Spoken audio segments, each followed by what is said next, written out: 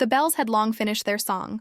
The village lay quiet beneath the velvet sky, and only the soft murmur of the river and the whisper of leaves kept company with the night.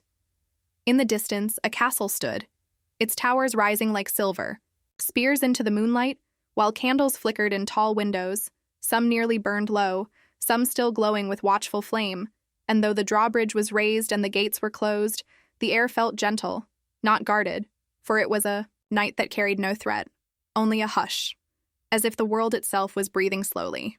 Along a cobblestone path, a figure walked, step by step, heel by heel, her footsteps echoing softly, each sound answered by silence, and in that silence lived a kind of music, steady and calm. Her name was Alira, and she carried no lantern, though. The path was dark, for she wore a cloak that shimmered faintly, as if stitched from the glow of the heavens, and it was said that the cloak had been sewn by a patient hand beneath the constellations, each thread gathered from fallen strands of light. The cloak rustled when she moved, not loudly, not sharply, but like the sound of leaves in autumn, or the sound of parchment turned gently in a candle-lit hall, or the sound of rest before sleep. Alira did not walk quickly, for there was no need.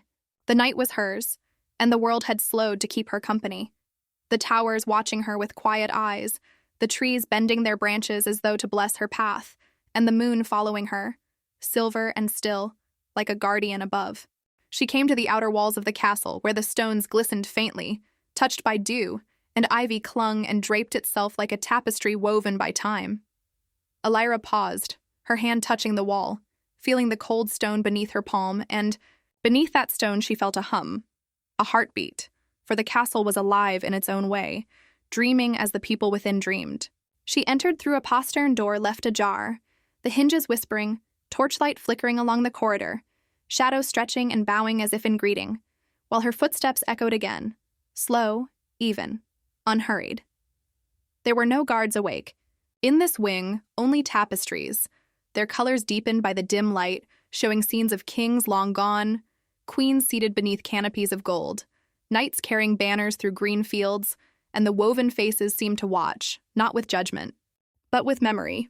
Alira moved deeper into the castle, knowing where she was going, the chamber in the highest tower, the place where starlight entered most clearly.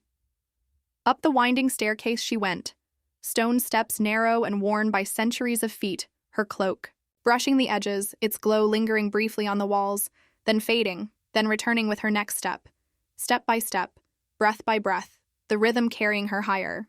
Lanterns hung along the wall, each one breathing softly with flame, one after another, until the last lantern gave way to moonlight. At last she reached the chamber, a round room open to the sky through tall arched windows, where the wind was gentle and carried the scent of pine from the forests below. A single table stood in the center, carved from oak, its surface smooth with age, and upon it rested a silver basin, the water within reflecting the night sky as though the heavens themselves had leaned down to look. Alira set her hands upon the edge of the basin, her cloak shifting across her shoulders, its threads glimmering faintly, then more brightly, as if in answer. She had come here not for herself, but for the dreams of the people below, and each night she gathered the starlight caught in her cloak, bending low, letting its shimmer fall into the basin. The water rippled with silver light, expanding gently, like circles from a pebble tossed into a still pond, and the glow spread softly across the surface, a calm that seemed to reach outward, as if the night itself had been soothed by her house. The glow spread across the surface. It swirled, it pulsed, it calmed, and as the light settled, the air seemed to breathe deeper. The castle sighed. The village beyond grew quieter still, and every sleeping heart, every wandering mind, was wrapped in a softer dream. Alira closed. Her eyes, the wind brushed her cheek, and the sound of distant bells, faint now and almost forgotten, lingered on the horizon, while her hands rested lightly on the basin's edge, and she felt the stillness deepen. Sometimes she wondered if anyone knew, if any villager ever dreamed of the cloak or the one who carried it, if they ever sensed the care stitched into its folds. But it did not matter, for the cloak was not meant for recognition. It was meant for rest, for the healing of wearied minds, and for the quiet belonging that comes when night gathers you into its arms. The basin's surface rippled once more, then settled into a calm pool of silver, reflecting the stars above as though they had descended into the room, and the glow no longer flickered but rested like a lantern placed gently upon water. Elira lingered there, her hands still upon the wood, until even her heartbeat seemed to slow, as if answering the rhythm of the night, and when the basin's glow had faded to a steady calm, she drew her cloak back across her shoulders. The starlight. It carried given freely, and soon more would gather in its threads, for the stars never ceased their watch, and she never ceased her walk. She turned from the chamber, the staircase waiting, downward now, each step gentler than before, the torches still flickering, the tapestries still keeping their watch, the stones still holding their dream, and shadows bent with her passing, some stretching long as if reluctant to let her go, others curling back into corners soft as folded cloth.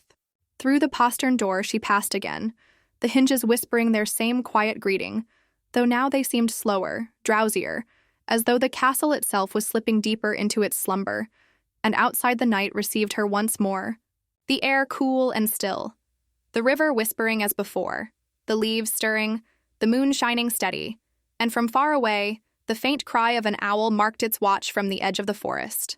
Elira walked once more along the cobblestone path, her footsteps echoing, soft, steady, unbroken, the sound repeating like a lullaby refrain, stone answering stone, breath answering breath, and the cloak sewn from starlight whispered in reply, a rhythm for the night, a song older than memory. She paused at the edge of the path, turning her gaze toward the sleeping village below. The cottages huddled together with thatched roofs silvered by moonlight, a single chimney still releasing the faintest curl of smoke, and lanterns in a few.